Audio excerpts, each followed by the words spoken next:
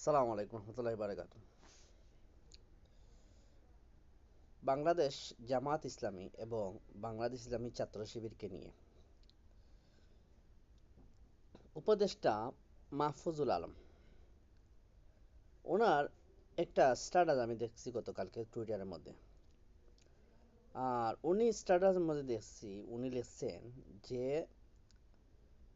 এটা ক্লিয়ারলি কতটুকু সত্য আসলে কি মাহফুজুল আলম উনি যে স্ট্যাটাস করছেন পোস্ট করছেন আর ওনার বক্তব্য দেখি একরকম আর পোস্টের মধ্যে আরেক রকম এইরকম পোস্ট করে বসেন। আর কেন এগুলা করছেন আমি জানি না, তবে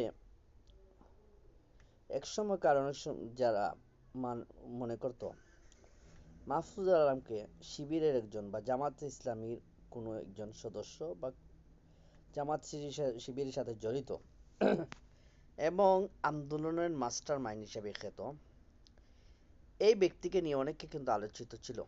তো আসলে যে একসময় এর কথার পাকের মধ্যখানে একজন লোক বলছিল না, আসলে কেউ না, উনি হচ্ছেন হিজবুত তাহরীরের একজন সদস্য। তো আসলে তো ওনার কথাটাই কিন্তু সঠিক হয়ে যাচ্ছে, কারণ একমাত্র ইসলামী দলের মধ্যে যদি দুটা সংগঠন জামাত শিবিরের বিরোধিতা করে আর এর মধ্যে অন্যতম হচ্ছে এই বেদাতি নামধারী কিছু আহলে সুন্নি সুন্নি জামাত এগুলো কিছু লোক চরমোনাইয়ের পন্থীর মধ্যে কিছু নামধারী আছে। আর যদি একটু সক্রিয় সংগঠনের মধ্যে যারা সশস্ত্র সংগঠন হিসেবে খ্যাত হিজবুত তাহরীর, এই কয়েকটা সংগঠনের মধ্যে দেখা যাবে জামাত শিবির বিরুদ্ধে তৎপরতা।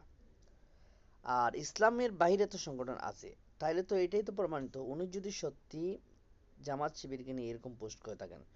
উনি বলেন যে যুদ্ধাপরাধের সাথে জড়িত, অর্থাৎ জামাত শিবির নাকি যুদ্ধাপরাধের একজন সহযোগী। তাইলে আমি এটা বলতে পারি যে উপদেষ্টা মাহফুজুল আলম একজন হিজবুত তাহরীর, আর হিজবুত তাহরীর একটা নিষিদ্ধ সংগঠন। সুতরাং নিষিদ্ধ সংগঠন কেউ আমাদের সরকারে থাকুক এটা জনগণ কেউ চায় না। আমি তো আর নাই, কিন্তু জনগণ কেউ চায় না কোনো নিষিদ্ধ সংগঠনের।